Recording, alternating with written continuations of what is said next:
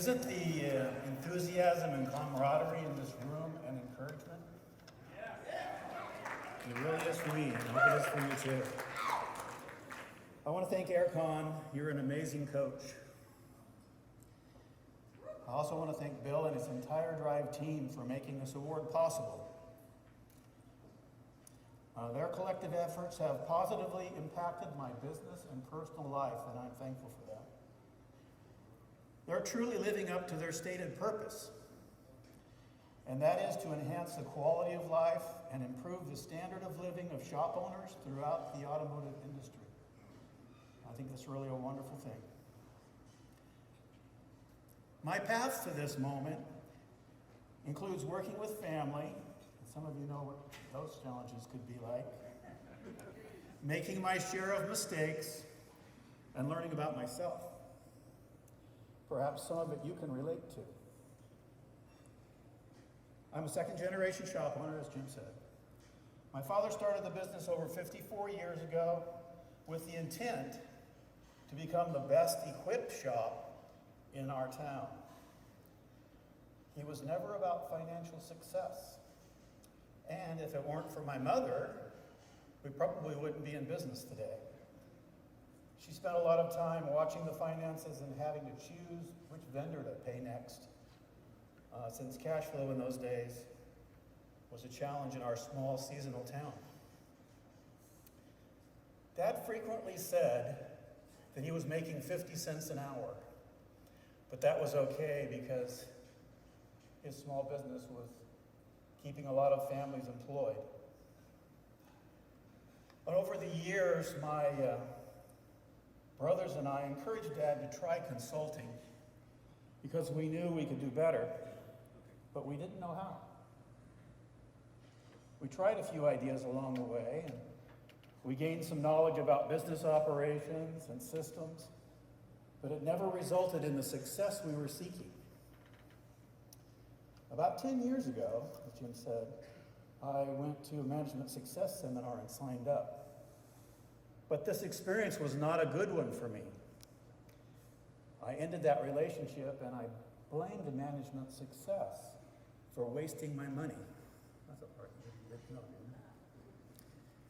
3 years ago, I was visiting a fellow shop owner in my town who was wildly successful. And I asked him how he did it. I knew he didn't have as good a location as we did. He hadn't been in business as long, and his shop was smaller than ours. Yet, he was serving far more clients and making a lot more money than we were. He told me about Drive, which I learned used to be called management success. And based on seeing my friend's success, I thought things might be different this time around. I was tired of being stuck at about the same level for at least 10 years, and I knew that I needed help. Here we are 3 years later. I've learned how my attitude played a part when management success, I thought, was failing me. And in that learning, that has made all the difference this time around. We have seen the success we dreamed about now. We've nearly doubled our gross sales. Our profits are up in a major way. And I don't need to be there day to day.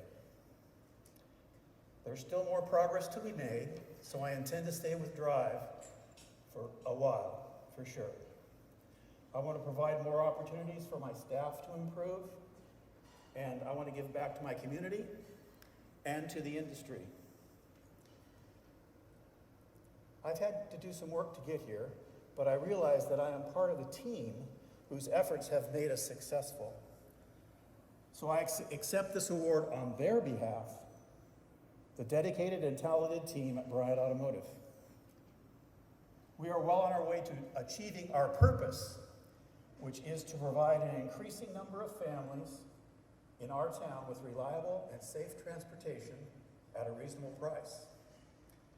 And this reminds me of a quote by Henry Ford, which is not the first one you've heard today.